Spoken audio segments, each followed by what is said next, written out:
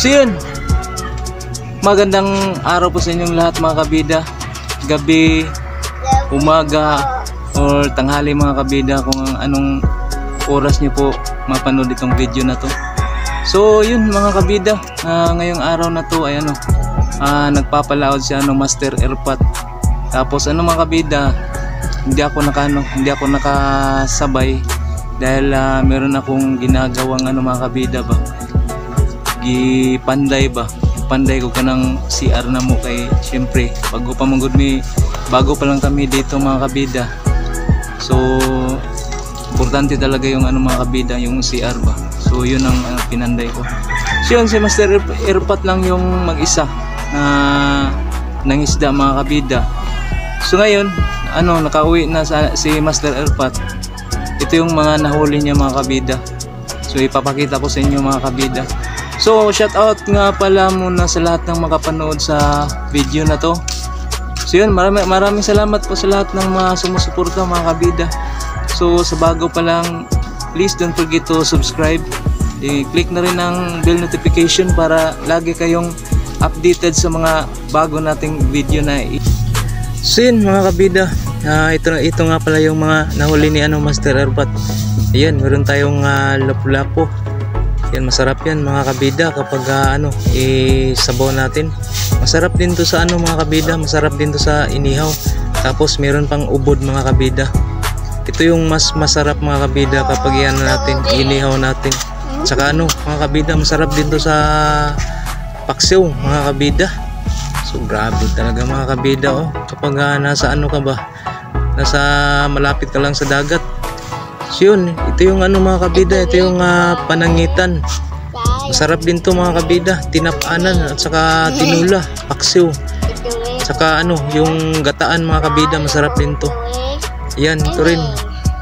Magkasing katulad yung dalawang panangitan mga kabida, at saka itong tinatawag na para mulmul, at saka yun, may pa tayo, may gout pa tayo mga kabida.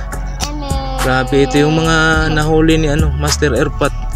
So itong mga kabida, itong iba binta siguro natin to.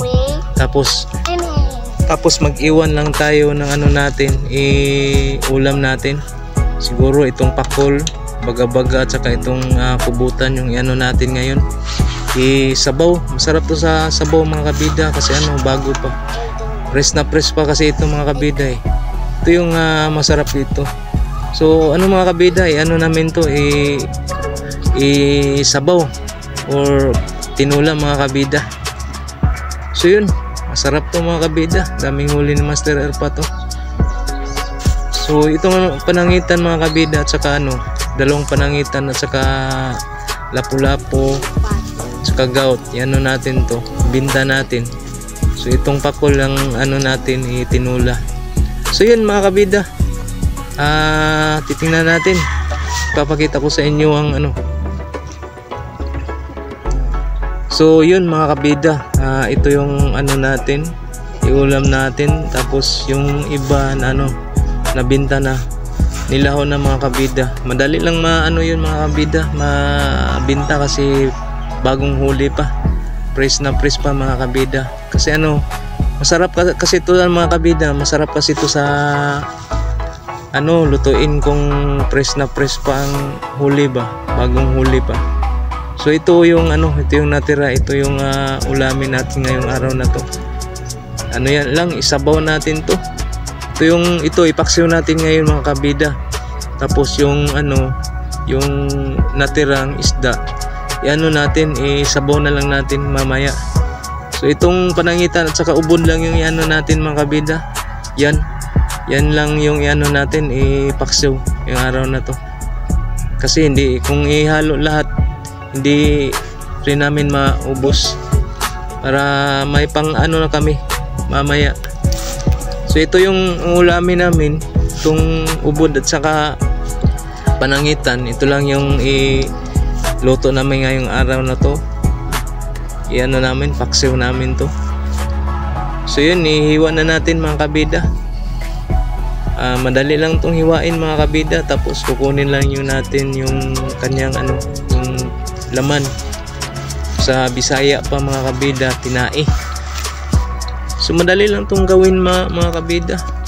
Yung ano natin, yung sangkap natin dito, kamatis, ahos, at saka yun, bombay lang. Yung onion, yun lang ang ano natin dito, sahog natin. Tapos lagyan ng pampalasa. So yun mga kabida, ito yung tinatawag na ubod. Hiwain na natin. Parang siya mga kabida, no? Para siyang kasili. Masarap to mga kabida, grabe. Para tong mga kabida, nakakain na rin ako ng kasili, kasi yung kapatid ng asawa ko, grabe, manghuli ng kasili mga kabida. Tapos mga kabida, nilabog ba, lagyan ng tunog. Grabe mga kabida, sobrang sarap. So ito yung nahiwa na natin mga kabida, panangitan at saka ubod. Ito yung natin, masarap talaga itong mga kabida. So tapos na natin nalagay sa kasirola natin mga kabida. Ilagay na lang natin yung pangsahog natin, yung bombay, bawang, at saka kamatis. Then syempre hindi talaga na mawawala yung ahos sa paksiw mga kabida. So dito mga kabida, dito na kami sa Bohol. Yung paksiw dito nilalagyan ng maraming maraming iba ba. So masarap naman mga kabida, dahil yung iba mga kabida kasi maasim ba. Yun din ang dito pang sagol kapag mga kabida, nagsinigang na mga kabida ba. Iba ang tawag namin dito mga kabida. Iwan ko kung anong tawag diyan sa anong tawag sa Tagalog yung iba. So yun dito mga kabida, yan, nalalagay na nga natin yung pampalasa natin. Kailangan talaga mga kabida, kumpleto talaga yung mga sangkap natin. Tulad ng mga kabida, kapag nagmamahal ka, syempre kailangan talaga kumpleto yung rekado para mga kabida ba, tuloy-tuloy yung pagmamahala ninyo. Yun, ganun kasimple. Ganun din ang pagluluto mga kabida. Kailangan sabayan mo rin ng pagmamahal, love sa ang love mo talagang pagluluto. Sabi nga nila, kapag talagang sinabayan mo ng pagmamahal ang pagluluto mo, syempre lalong sasarap yung luto mo mga kabida. So yun mga kabida, yan, nalagyan na natin ng tuyo, syempre suka, at saka mga kabida, lagyan natin ng mga kabida, kunting mantika. Ayan, kasi kapag na nilagyan natin ng kunting mantika mga kabida, lalong babango yung natin, yung luto natin. Ayun mga kabida, grabe talaga to, napakasarap nito mga kabida. Mamaya papakita ko sa inyo kung anong pagkaluto nito mga kabida. So yun, ayan, ready na ang natin, ready na yung luto natin.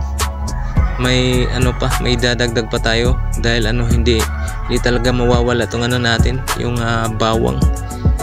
Kailangan talaga, tulad ng pagmamahal mga kabida, talagang ito yung kasaling yung bawang sa paksiw. Hindi talaga pwede na kahit saan mga kabida, talagang may bawang talaga yung yung mga paksiw, adobo. Pero sa mga kabida, sa tinula mukhang siguro pwede namang lagyan yung mga kabida, yung tinula. Pwede namang lagyan natin ng suka, lagyan natin ng bawang. So yun na nga mga kabida, naka-ready na nga. Ayun, kumukulo na nga yung natin mga kabida, kumukulo na nga yung tubig, yung mga sangkap natin. So yun, mamaya mga kabida, ilang minuto lang to mga kabida, lutong-luto na to.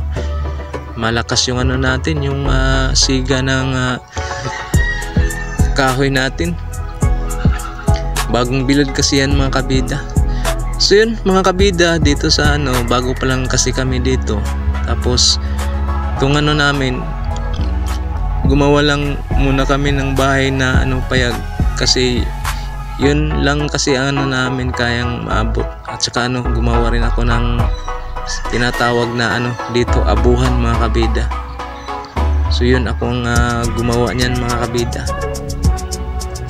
Tapos dito yun, yung una pa lang naming dito mga kabida, karating kami dito, grabe, napakadaming damo mga kabida. Ngayon nga na linisan na ba. Tapos ayun, malinis na mga kabida. At saka yung mga tumutubong damo, yun ang namin, yun ang bagong tubo mga kabida, kasi umuulan na dito. So sa lahat ng mga lugar na bahain, ingat po tayo mga kabida. Kasi nasubukan ko na rin yan doon sa tinitirahan ko dati. Kapag palaging umuulan, sunod-sunod talaga yung baha sa isang 1 week mga kabida. Talagang dalawang pagkakataon na babaha talaga mga kabida. Tapos mag-evacuate na naman kami. Yun nga ang dahilan mga kabida na umuwi kami dito sa Bohol. Kasi dito sa tinitirahan namin mga kabida, wala talagang baha. So yun ang luto natin mga kabida. Humid, paksiw, panangitan at saka ubod mga kabida. Yun, masarap yan. At saka may kasama pa tayong kanin. Syempre hindi mawawala yung kanin talaga sa mga mga Pinoy mga kabida. Yun talaga ang center ng mga pagkain talaga dito. So yun mga kabida, maraming salamat po sa lahat na nanonood sa video na to. So yun mga kabida, special shout out tayo. Syempre shout out nga pala sa pinakamamahal kong asawa na nasa abroad, nagtitiis para sa amin. Mamang, mag-ingat ka dyan palagi at excited na kami sa pag-uwi mo ba. Tapos pray lang tayo kay God na okay lahat yung mga pangarap natin sa buhay, para sa pamilya natin, yung mga pagtitiis mo dyan. Ingat ka palagi mamang, I love you.